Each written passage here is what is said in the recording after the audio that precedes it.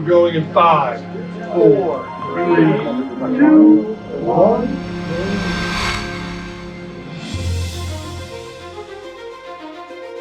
The whole goal of the NHL in ASL was to present a unique experience for a completely underserved audience, which was the deaf and hard of hearing community. Essentially, visualize sound. That's why we ended up creating a crowd intensity meter as well as a series of emojis and emotes that show what the crowd is feeling. I have a background in production. I worked in the events and entertainment department here for the last 7.5 years and recently switched roles over to the social impact team. So this project for me has been an incredible opportunity to combine my two worlds, my old world of production with my new world of social impact, to really make a difference and serve some communities that didn't necessarily have this access to our game before. I'm a CODA, I'm a child of deaf adults, and growing up with having two deaf parents, one specifically who was not comfortable in his own skin, really did not have a strong identity. He grew up in a time where sign language was banned. You got abused if you used sign language, and just imagine what that did to his psyche and made my life very difficult because I was hearing. But the one thing that really connected me with him was professional sports. And so growing up and attending sporting events with my dad,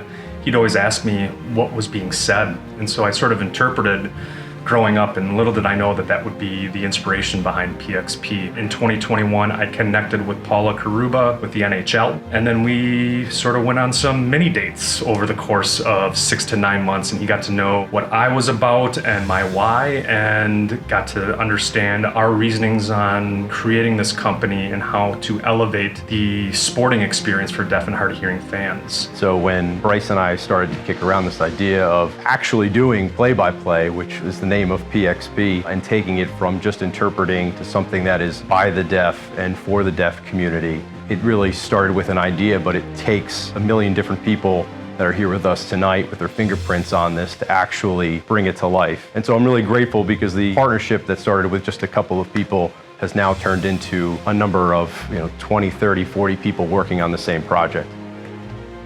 My first opportunity was in 2022 at the Stanley Cup Final prior to Game 1 for the Commissioner's Address with Commissioner Gary Bettman. And at that time, I really thought it'd be a one and done thing because history had told me that that's all that I was able to accomplish. But I knew something was different with the NHL, and I knew that there was buy-in. I just didn't know what the edges of that were. And from there, incrementally, Paul and others, such as Rachel Siegel, as well as Matt Selly, Ray Jacobs, started to provide more opportunities that allowed us to really raise the bar and create a new standard when it comes to accessibility and inclusion for professional sports. And so I'm thrilled that the NHL gets to make history because they deserve a lot of the credit.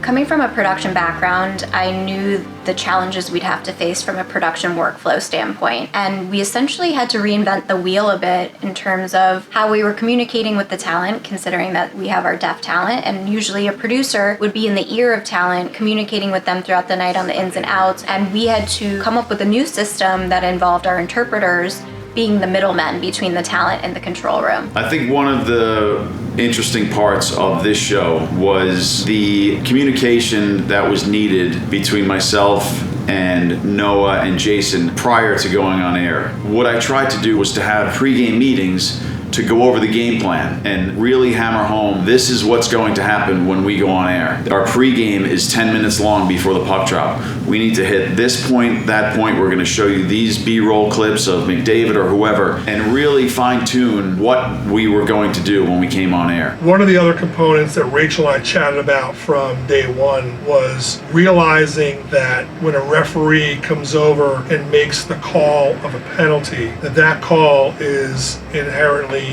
deaf-friendly, and we really wanted to lean into what those referees do. And anytime there's a penalty, we're going to bring Wes in to explain it and talk more about what the penalty is and explain why it was called.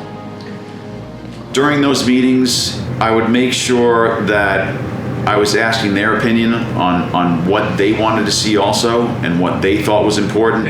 Jason's saying, I feel like the deaf community is going to love having this interview and interaction with Wes. Someone of your caliber and stature and your experience giving insight into the game of hockey and deaf community having access to that, I think it's great. Agreed. Well, let's hope. You're putting pressure on me now. Jeez, I might bomb, you know?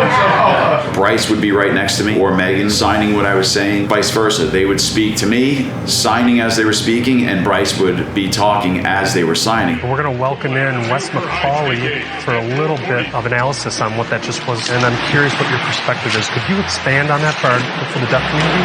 Yeah, as you saw there, the Edmonton player's stick accidentally got up above the height of the shoulders and hit the Florida player. Minor penalty, no injury, so it's a 2-minute minor for high sticking. High sticking. Connor Brown, wow. Obviously, hockey is a really intense experience when you're there in the arena. Playoff hockey, there's nothing like that. And so that was one thing that we felt that could be a really key visualization for the people at home consuming this.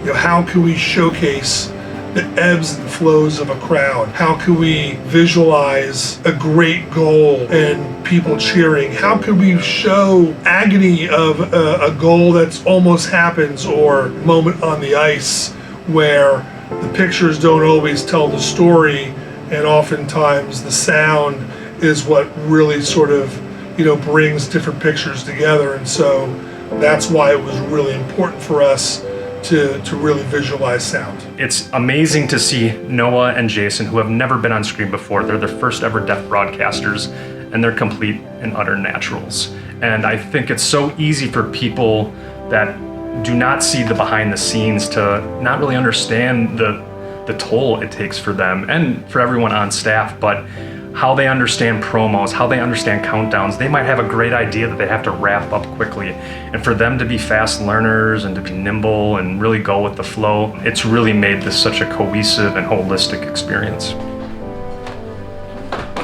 I would say that my favorite part is the trickle-down effect that's already taking place. Not only is it just incredibly amazing and rewarding to set the standard for what will become the footprint for all sports to imitate, but the immediate results that we're seeing are that kids in the deaf community are able to watch you guys, Jason and Noah, and look up to you and, you know, see themselves as future broadcasters, which as of 3 weeks ago was not an accessible dream before. So that's been the most incredible part to witness. And even better than that is that they're able to be part of the conversation now. They're able to be seen and to just feel valued, and that's just priceless to us. I definitely didn't learn this in school. I did not foresee myself being in this situation, but I take it as my greatest honor in my entire lifetime. And to work with the production staff, Matt Selly and Ray Jacobs, and their belief and trust in me and Jason and Noah, it's one of the best feelings I've ever had in my entire life. By becoming the first professional sports league to have a broadcast dedicated to the deaf community in American Sign Language, led by deaf people for the deaf community. Reinhardt gives the Panthers